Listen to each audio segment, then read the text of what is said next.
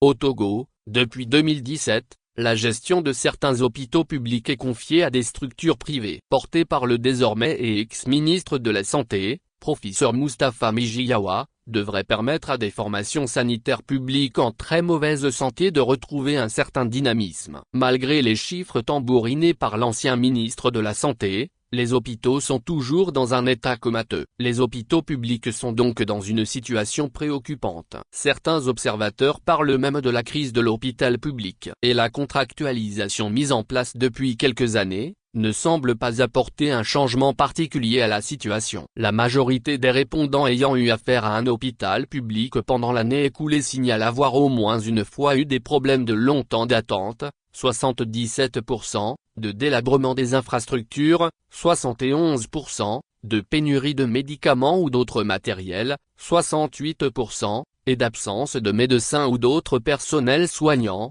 54%, note Afrobaromètre dans une enquête publiée début juillet 2024. Par conséquent, la majorité, 56%, des Togolais désapprouvent les performances de leur gouvernement dans l'amélioration des services de santé de base, soulignent les auteurs de l'enquête. Pour beaucoup de citoyens, l'accessibilité aux soins s'avère difficile pour plusieurs raisons dont le manque de médicaments. Cette enquête réalisée en mars 2022 est l'une des premières provenant d'une organisation indépendante depuis l'avènement de la contractualisation des hôpitaux publics au Togo. Elle montre que la contractualisation présentée par professeur Moustapha Mijiyawa comme la panacée aux problèmes des hôpitaux publics du Togo n'a pas eu les résultats escomptés.